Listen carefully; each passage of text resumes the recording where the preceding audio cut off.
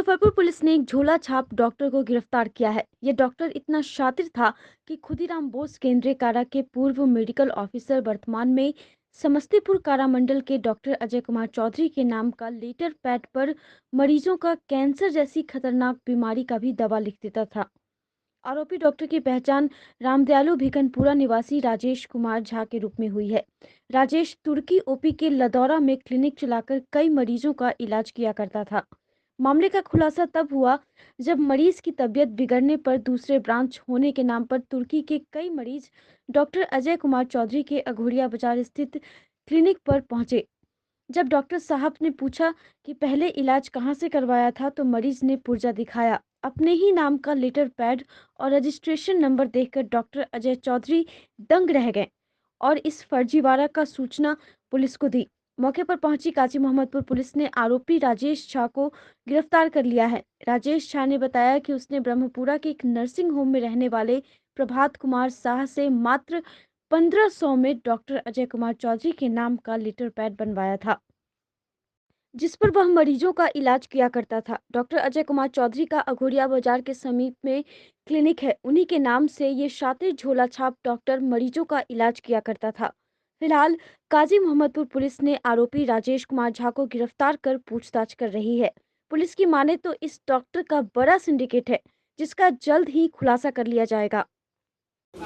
जी, हम sir practice करते हैं। अच्छा, किस चीज़ का प्रैक्टिस करते हैं? हम डेंटल का सर करते हैं। डॉक्टर अजय कुमार चौधरी के पैड के कैसे यूज़ किए हैं? सर वो हमको प्रभात कुमार शाह ला करके दिया। हम एक लेडीज़ का मेडिकल बनवाने के क्रम में उससे हम 1500 रुपया दे करके हम एक तो बनवा करके ये मंगवाए हैं और ये लेडीज़ को दिए हैं। कितना पैसा दिए उसको प्रभात को आप उसके बदला में? 1500 रुपया सर। 1500 में पैड मिल गया आपको? नहीं सर, गलती किए हैं आप?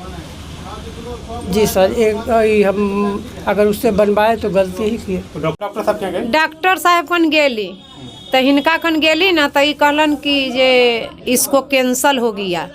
कौन डॉक्टर बोला? ई डॉक्टर साहब बोला जे कहूँ पर 3 लाख 4 लाख लगाइएगा, आपको लड़की नहीं बचेगा। ठीक है, हम गेली तैयो हम 900 रुपया एक दिन जमा कैले हती। ते में 5 गो सुइया हतन देले आ 150 के दवाई हतन देले। हम झूठ न बोलो। हाथ का भी इलाज किए हैं? हाँ, आपके हाथ का इतने ही भेला। कौन किए इलाज? इलाज कौन किए हैं? ई डॉक्टर साहब। अच्छा, इनके पास कैसे चले गए? दांत उखरवावेला। अच्छा। दोसर ले गेल बोला के तो 900 रुपया देली ना, तो 5 गो सुइया से हिनकर कहतब जे बोलू 140 रुपये बोलू सुइया भेल। तो तू 140 रुपये सुइया अपने काट लू, 150 के दवाई काट लू। ठीक है, 10 रुपये रउआ सिरिंज छती बोलते में 1 किलोमीटर जाके हिनका कने हम सुइया देवली है 5 गो। कितना पैसा ले लिया अभी तक आप? तो हिनका 1900 रुपया देले हती। ते में कहली जे 900 रुपया रुआ सुपत काट लू, हमर 1000 रुपया दे दू। ई की बोले छन, नहीं देंगे, आप जाओ थाना में जाओ, कोर्ट में जाओ, नहीं देंगे पैसा तो नहीं देंगे। एक महिला आई थी मेरे पास इलाज कराने के लिए। उससे मैंने जब पूछा कि आपको इससे पहले कहाँ इलाज करवाई हैं, तो उन्होंने एक पैड दिया जिसपे मेरी प्रिस्क्रिप्शन पे नाम वगैरह और रजिस्ट्रेशन नंबर सब कुछ उस पर अंकित था। तो मुझे कुछ शंका हुई, तो मैंने उस महिला से पूछताछ किया, तो मुझे मालूम हुआ कि वो 15 साल पहले से ही मतलब वहाँ पे कोई क्वेक जो है वो इलाज करते आ रहे हैं, मेरे नाम का इस्तेमाल करते हुए आ रहे हैं। रजिस्ट्रेशन नंबर भी मेरा इस्तेमाल करते आ रहा है। अच्छा, फिर मैंने आवेदन देने के लिए थाना पर गया। डॉक्टर कैसे मिल गए आपको? डॉक्टर को किसी तरह से सूचना दिया गया था, तो वो यहाँ पहुँच गए हैं। क्या कह रहे हैं, क्या गलती मान रहे हैं, क्या कर रहे हैं? हाँ, ये अपना गलती स्वीकार कर रहे हैं कि हाँ हम 5 साल से मतलब कर रहे हैं।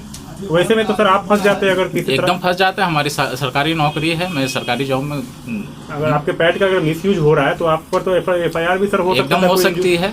गलत जगह पे इस्तेमाल होगी तो मैं फंस सकता हूँ उस पर। अभी सर कहाँ कार्यरत हैं आप? मैं अभी समस्तीपुर मंडल कारा समस्तीपुर में कार्यरत हूँ। इससे पहले कहाँ थे सर? इससे पहले मैं शहीद खुदीराम बोस केंद्रीय कारा मुजफ्फरपुर में उपस्थित था। मुजफ्फरपुर के काजी मोहम्मदपुर थाना इलाके के मारीपुर मदरसा रोड के रहने वाले छात्र मोहम्मद यासिर की हत्या के दूसरे दिन जमकर हंगामा हुआ। शनिवार को पोस्टमार्टम के बाद शव को परिजनों को सौंप दिया गया। इसके बाद लाश लेकर लोग मारीपुर पहुंचे और जमकर हंगामा करना शुरू कर दिया। सैकड़ों लोगों की भीड़ उमड़ पड़ी, जमकर हंगामा और प्रदर्शन करने लगे। स्थिति बिगड़ती देख काजी मोहम्मदपुर, मिठनपुरा, सदर टाउन और ब्रह्मपुरा समेत अन्य थाना की पुलिस मौके पर पहुंची। एसडीओ पूर्वी ज्ञान प्रकाश, डीएसपी वेस्ट अभिषेक आनंद और डीएसपी रेल भी मौके पर पहुंचकर आक्रोशितों को समझाने में जुट गए। लोग आरोपियों की अविलंब गिरफ्तारी की मांग करने लगे। स्थिति की गंभीरता को भांपते हुए पुलिस लाइन से अतिरिक्त फोर्स भी बुलाया गया। पुलिस अफसरों ने लोगों को समझाकर शीघ्र ही शांत करा लिया।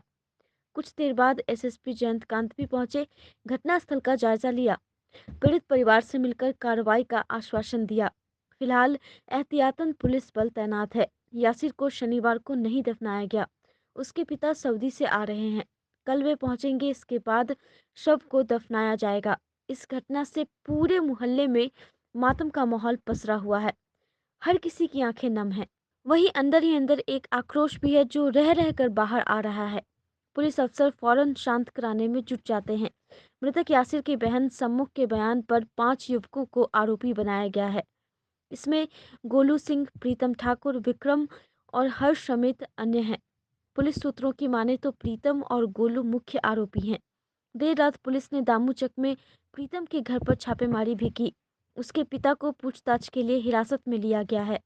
वहीं अन्य नामजद का कोई सुराग नहीं मिला है। वैशाली में भी एक टीम रेड कर रही है। पुलिस के एक अफसर ने बताया कि मृतक के सबसे क्लोज फ्रेंड उत्कर्ष समेत 2 को पुलिस ने पूछताछ के लिए देर रात हिरासत में लिया था। उसने बताया कि शुक्रवार शाम यासिर और रेहान चाय दुकान पर थे, तभी उसे पता लगा कि गोलू और प्रीतम यासिर को खोज रहे हैं। वह भागकर आया और यासिर को इसकी जानकारी दी। इधर से वे लोग स्पीकर चौक पहुंचे। वहां गोलू समेत अन्य से मुलाकात हुई। देखते ही देखते मारपीट शुरू हो गई। एक झोपड़ी नुमा दुकान में रेहान और यासिर के साथ गोलू और उसके गिरोह के लड़के मारपीट करने लगे। उत्कर्ष वहां से कुछ दूरी पर था। इसी दौरान 4-5 राउंड गोली चलने की आवाज सुनी। वह जब वहां पहुंचा तो देखा कि सभी फरार हैं। सिर्फ यासिर और रेहान खून से लथपथ होकर पड़े हैं। इसके बाद उठाकर हॉस्पिटल ले गया। यासिर से जुड़े कुछ लोग बताते हैं कि गोलू और प्रीतम का अलग गिरोह था, वहीं यासिर का अलग ग्रुप था। इन दोनों में कभी नहीं बनी। 10 दिन पूर्व भी वर्चस्व को लेकर टकराव हुआ था। इसके अलावा एक सूत्र बताते हैं कि इस पूरी घटना में त्रिकोणीय प्रेम प्रसंग का मामला प्रतीत होता है। इसको लेकर भी हत्या करने की बात सामने आई है। हालांकि परिजन या पुलिस के अधिकारी अभी इसकी पुष्टि नहीं कर रहे हैं। इधर एसएसपी ने बताया कि घटना में संलिप्त सभी आरोपियों को शीघ्र दबोच लिया जाएगा। पुलिस की विशेष टीम कई जिलों में रात से ही रेड कर रही है। कुछ संदिग्धों को हिरासत में लेकर पूछताछ भी की जा रही है।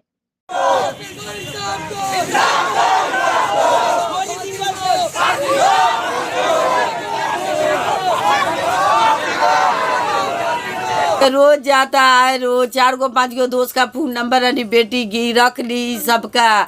कहा भगवान बस 5 मिनट में आते हैं। मगरिब का अजान पर हम गए बाहर निकले, तब रे आके कहे आसिफ खाला, यासिर कहा, यासिर के भगवान अभी छात्र बाप रे यासिर को तो गोली लग गया है। कहा है तो दुर्गा प्रसाद में तो दौड़े लंगे पर पूरे भग जाए। एफआईआर में क्या लिखी है आप, क्या लिखी है एफआईआर? हमारे बच्चा को जो मारा है वैसे ही बच्चा पुलिस होके खड़ा होके मारे तो हमरे दे, हम मार देंगे ना। हमारा बच्चा का बदला अपने बच्चा दे। 4 दोस्त है। नाम बताइए। नाम गोलू सिंह है, खुदकर्ष बुलाया, रेहान बुलाया, और कौन सी नाम है, ऋषि बनाया, अब कौन सी नाम एगो सनी है। सब मिलके हमारे बच्चा को फोन करके बुलाए। हमारा बच्चा न जाता, हमारा बच्चा घर में खाना पीना खा के माँ बेटा बेटी आराम करते रहे। ये सब सोच के 4-5 अब्दुल सोच के हमारे बच्चा को मारवा दिया। हमरे बच्चा को मरवा दिया। जान से कोई ला गोली नहीं था, हमरे बच्चा ला गोली था। गरीब का बच्चा, न पैसा वाला, न डिग्री वाला, न पुलिस, कोई न। अक्सर बुला के कौन ले जाता था घर से? अक्सर बुला के अब्दुल फोन करता था, सनी फोन करता था, खुद कर सब लड़का सका है। दोस्त है आसपास के? हाँ, सब उधर है, रमराजी रोड के तरफ का है। गोली कौन मारा? गोली सिंह मारा, वही सब हम तो नहीं देखे, वही सब बोला। कौन मारा गोली? गोलू सिंह विक्रम, हर्ष और प्रीतम ठाकुर एक लड़का है, वो चारों। कौन ये लोग दोस्त है? नहीं, दोस्त नहीं है, ड्यूक हॉस्टल का है। गोलू सिंह वही मारा है गोली मेरे भैया को। वहाँ पर जो था सब बोला है कि तुम्हारे गोली भाई सिंह को मारा भवानी है। में गए, हम हॉस्पिटल में गाड़ी में सब बोला कि ऐसे क्या ऐसे नाम मारा है है। आंटी आपका नाम? सर क्या घटना अब तक सर जानकारी हो पाई है तक? इस मामले में कुछ लोगों के जो है कजी मोहम्मदपुर में कुछ लोगों के बीच में लड़ाई झगड़ा हुआ था, जिसमें एक व्यक्ति की मृत्यु हो गई और इसके अलावा एक व्यक्ति घायल है। इस मामले में 2 लोगों को अरेस्ट किया गया है, जो कि मौके वारदात पे थे। बाद में उन्होंने बताया भी है और उन लोगों की पूछताछ के आधार पर मुख्य अभियुक्त जो है उन लोगों के भी परिवार के लोगों को अरेस्ट किया गया है और मुख्य अभियुक्तों को भी छापेमारी जारी है और जल्दी उनको अरेस्ट कर लिया। सर हॉस्टल का सर नाम आ रहा है इस घटना में सर ऐसा? अभी तक के जो प्रिंसिपल से बात हुई है, वो लोग अनऑथराइज रूप से वहाँ रह रहे थे वहाँ पर, और जो उस मामले में हुआ है उस पर भी कार्रवाइयाँ होंगी। घटना का कारण कुछ पता चल पाया? क्या कारण है सर घटना का जो भी कारण है उस बारे में हम लोगों का इन्वेस्टिगेशन आगे चल रहा है। FIR हो रही है और आगे की जो कार्रवाई है, जैसा कि मैंने बताया कि अरेस्टिंग हुई हैं और आगे भी जो अरेस्टिंग है वो भी की जाएगी। तो किसी तरीके से किसी को छोड़ा नहीं जा रहा है और जो उनके फैमिली मेम्बर्स हैं और जो बाकी लोग हैं जो इस घटना में उनको शेल्टर प्रोवाइड कर रहे थे, उन सब लोगों पे भी कार्रवाइयाँ हुई हैं। इस तरह किसी भी तरीके से जो पुलिस की दबिश है, अरेस्टिंग है, उसको किस तरह रोका नहीं गया है। उसके लिए पुलिस की अलग टीम वर्क कर रही है और हम लोग जो परिवार के लोगों के साथ में सारे पुलिस के लोग हैं, सब लोग संपर्क में हैं और जल्द ही बाकी लोगों को चीज़ों मुजफ्फरपुर में एक बार फिर भीड़ का तालिबानी चेहरा देखने को मिला। SSP ऑफिस से महज चंद कदमों की दूरी पर चोरी के शक में 2 लोगों की बेरहमी से पिटाई कर दी गई। मामला नगर थाना क्षेत्र के सदर अस्पताल रोड का है।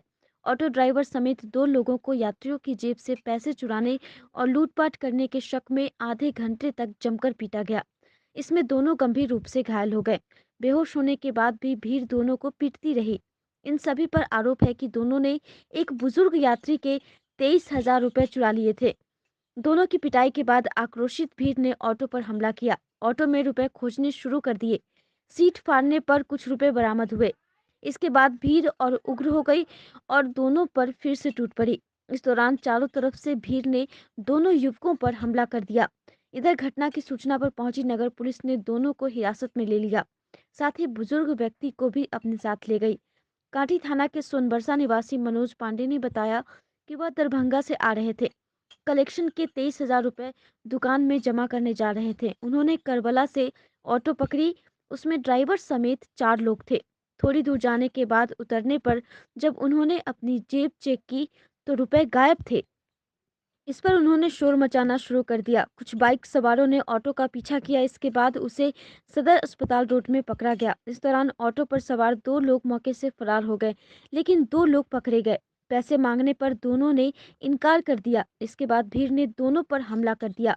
पिटाई के दौरान दोनों ने कहा कि उन्होंने पैसे नहीं लिए हैं। इसके बाद आक्रोशित भीड़ ने ऑटो की तलाशी ली।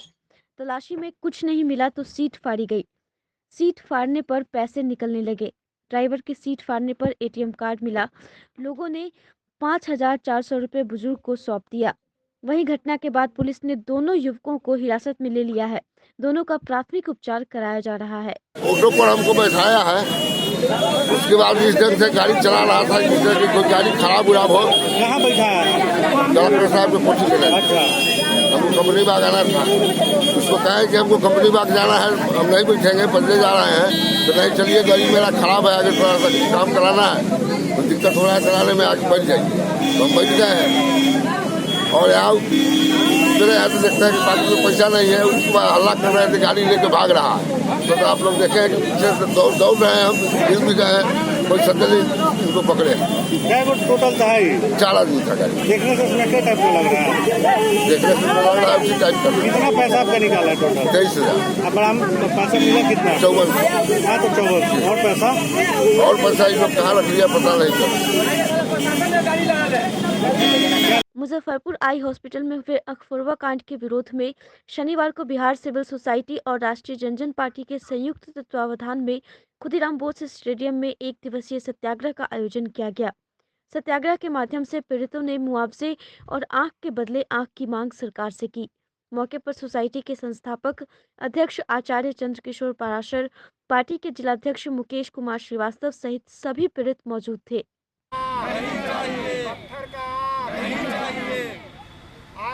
जी बताइए, क्या कुछ कर रहे हैं? मुजफ्फरपुर आई हॉस्पिटल में जो मोतियाबिंद के ऑपरेशन के दौरान अंधेपन के शिकार हुए हैं, विगत 1 महीने से ज़्यादा समय से वो मुजफ्फरपुर की सड़कों पर भटक रहे हैं न्याय के लिए। आज बिहार सिविल सोसाइटी और राष्ट्रीय जनजन पार्टी के संयुक्त तत्वावधान में यहाँ पर 1 दिवसीय सत्याग्रह का आयोजन किया गया है। जी, आज हम लोगों ने एक दिवसीय सत्याग्रह का आयोजन किया है और ये करना इसलिए ज़रूरी हो गया था कि विगत 3-4 दिनों से जिनकी आँख की रोशनी चली गई थी, उनको मतलब डीएम साहब के पास मुलाकात करने का कोरोना के कारण जो प्रोटोकॉल आया उससे मुलाकात नहीं की और दुत्कार करके भगा दिया गया इन लोगों को। मुख्यमंत्री जी है नीतीश कुमार, मुआवजा के लिए कुछ नहीं कहें कि ये कथी दिया जाएगा, लेकिन दिया जाएगा क्या दिया जाएगा अभी तक नहीं बोले हैं, मुँह नहीं खोले हैं। हम लोग के सोझे बीचे में रखे हुए, नहीं आगे बढ़ने देते हैं न पीछे घुसकने देते हैं। आप लोग क्या चाहते हैं? चाहते हैं कि आँख के बदले आँख चाहिए। आँख चला गया तो पूरा जिंदगी माने खराब हो गया। जीने के लिए भी कुछ आधार चाहिए, जो मुआवजा चाहिए। देश में ओमिक्रॉन के बढ़ते मामलों एवं संभावित तीसरी लहर से निपटने को लेकर जिलाधिकारी प्रणब कुमार ने स्वास्थ्य विभाग को अलर्ट किया है। जिलाधिकारी कार्यालय में संबंधित पदाधिकारियों की बैठक में कोरोना टेस्टिंग, टीकाकरण एवं ओमिक्रॉन के नए वेरिएंट के बढ़ते संक्रमण एवं संभावित तीसरी लहर से बचाव और तैयारी को लेकर क्या-क्या कदम उठाए गए हैं, उसकी समीक्षा भी की। जिलाधिकारी ने निर्देश दिया कि कोरोना जांच की संख्या बढ़ाएं एवं प्रतिदिन कम से कम 8,000 टेस्टिंग करें। टीकाकरण में भी तेजी लाने का निर्देश देते हुए कहा कि दूसरी डोज ससमय लोग लें, इसको लेकर व्यापक प्रचार प्रसार करें।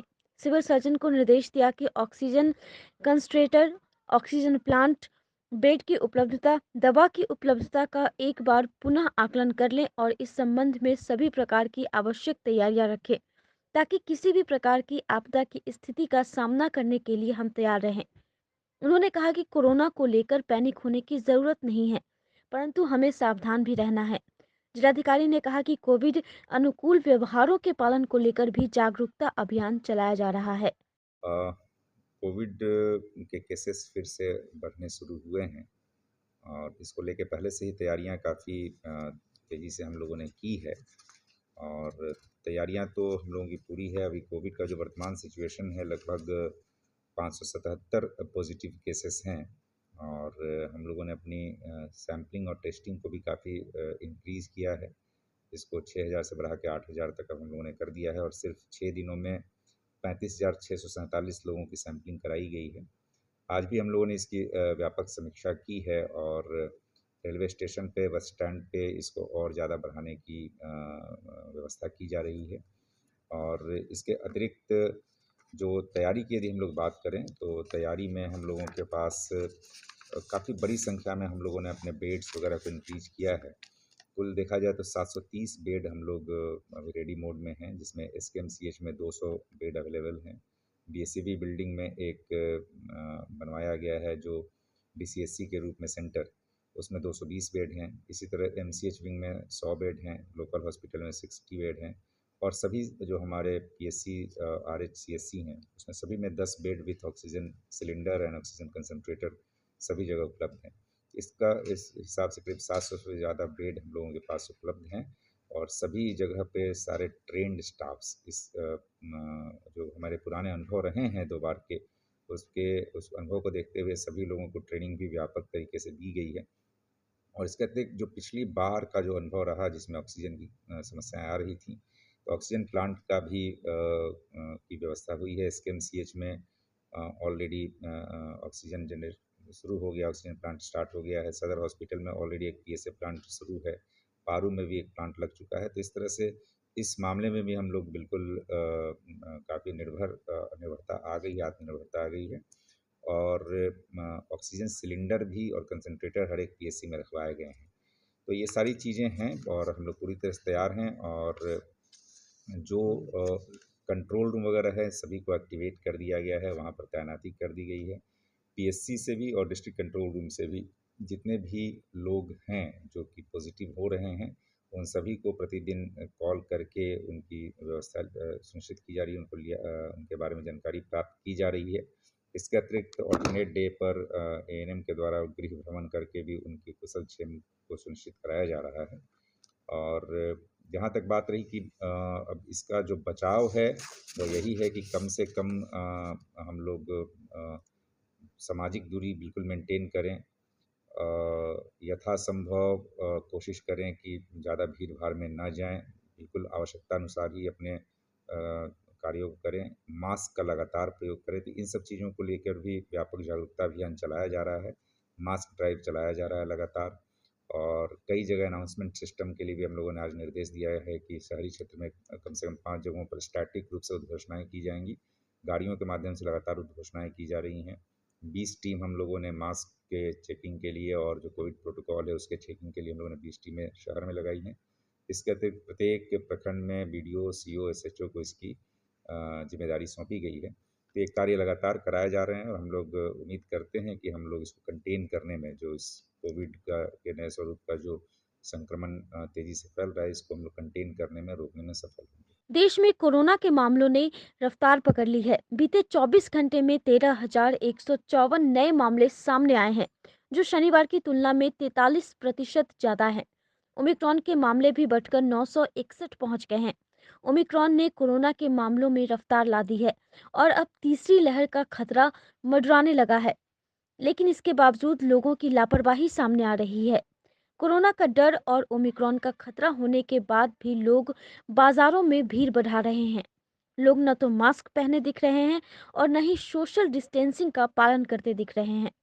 लोगों की ये लापरवाही तीसरी लहर को खुला न्योता दे रही है। कोरोना गाइडलाइन का पालन कराना एक चुनौती बनती जा रही है। बाजारों में सभी जगह काफी भीड़ हो रही है। इस समय कोरोना को लेकर कोई भी जागरूक नहीं है। हालत यह है कि लोग बाजारों में बिना मास्क लगाए घूम रहे हैं। सोशल डिस्टेंसिंग का तो पता ही नहीं है। कुछ दिन तक यदि इसी तरह की स्थिति बनी रही तो फिर से लॉकडाउन लगने का खतरा बन जाएगा।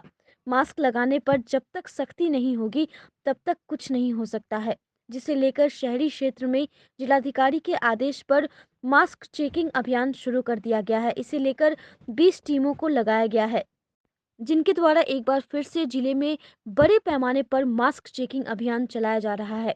जिलाधिकारी प्रणव कुमार ने मुजफ्फरपुर शहरवासियों से अपील करते हुए कहा कि बेहद जरूरत होने पर ही घर से बाहर निकले और मास्क जरूर लगाएं, पर इस अपील का असर देखने को नहीं मिल रहा है। देखिए, कोविड-19 का संक्रमण में काफ़ी वृद्धि देखने को मिल रही है। इस आलोक में, जिलाधिकारी के निर्देश के आलोक में मास चेकिंग अभियान व्यापक पैमाने पर जिले में चलाए जा रहे हैं। इसके लिए शहरी क्षेत्रों में 20 टीमें लगाई गई हैं दंडाधिकारियों के नेतृत्व में। उनके द्वारा लगातार मास चेकिंग अभियान चलाया जा रहा है और साथ ही जुर्माना भी वसूला जा रहा है। इसके अतिरिक्त और भी जो इनिशियल कदम है वो उठाए जा रहे हैं जिला प्रशासन के द्वारा, आवश्यक कदम, और प्रचार प्रसार भी पूरा जोर शोर से कराया जा रहा है।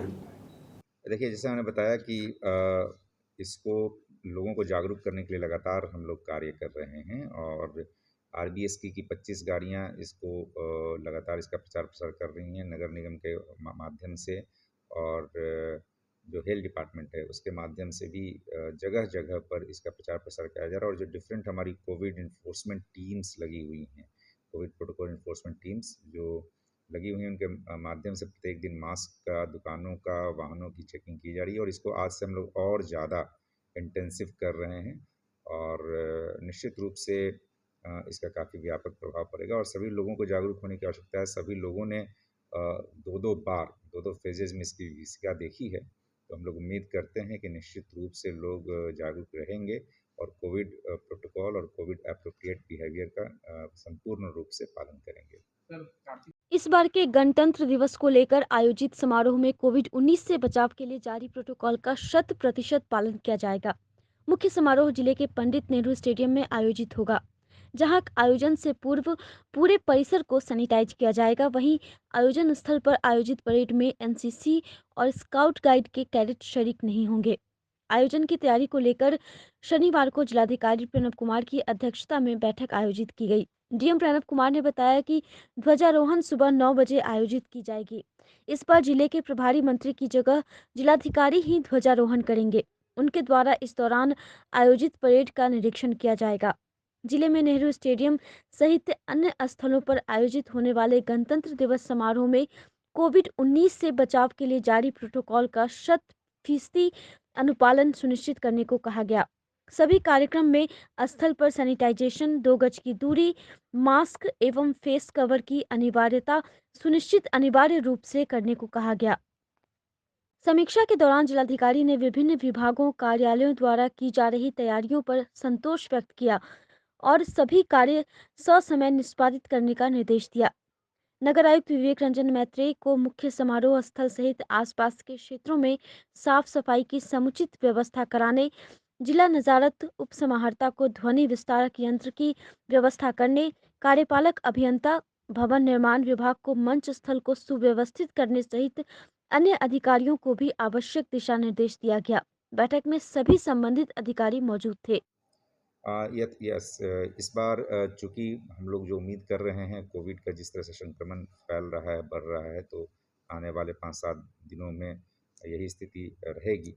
वैसी स्थिति में बिल्कुल लिमिटेड रूप में कोविड एप्रोप्रिएट प्रोटोकॉल के हिसाब से और जो डायरेक्शन है कि किस कोविड की स्थिति में किस तरीके से गणतंत्र दिवस सेलिब्रेट करना है, उन सभी पहलुओं को ध्यान में रखते हुए ये हम लोग सुनिश्चित करें। 26 जनवरी को जो हम लोग को मनाना है उसको लेकर के उसके तैयारी और आयोजन को लेकर के बैठक की गई है। इस बैठक में कोविड के मद्देनज़र कोविड को ध्यान में रखते हुए किस तरीके से सुरक्षात्मक रूप से गणतंत्र दिवस मनाया जाए, इस पर विचार विमर्श किया गया है। और जवाहरलाल नेहरू स्टेडियम सिकंदरपुर है, वहाँ पर हम लोग 26 जनवरी का परेड और 26 जनवरी सेलिब्रेट करेंगे।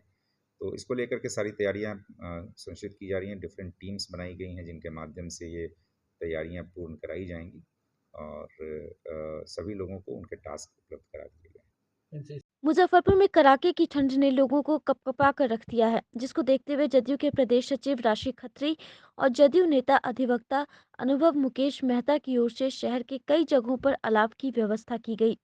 साथ ही गरीब और जरूरतमंदों के बीच कंबल का भी वितरण किया गया। मौके पर जदयू के प्रदेश सचिव राशि खत्री, जदयू नेता अधिवक्ता अनुभव मुकेश मेहता, रजनीश सिंह, हिमांशु पाठक सहित कई लोग मौजूद थे।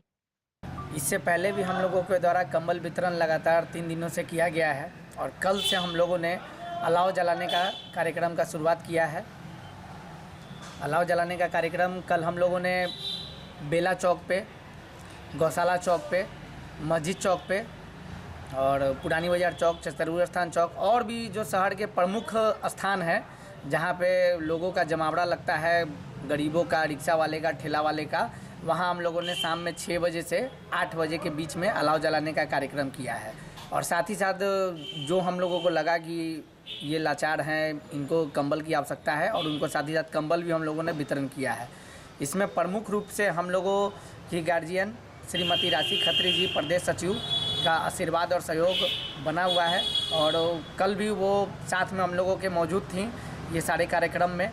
और इसमें रजनीश सिंह, हिमांशु पाठक, अमरिंदर कुमार अमर जी और आप लोगों का भाई एडवोकेट अनुभव मुकेश मेहता। और हम यही अपील करना चाहते हैं सामाजिक संगठन से कि इन सब कामों को वो करते रहें ताकि जो ये अभी ठंड और शीतलहर चल रहा है इसमें गरीब और असहाय लोगों की सुरक्षा हो।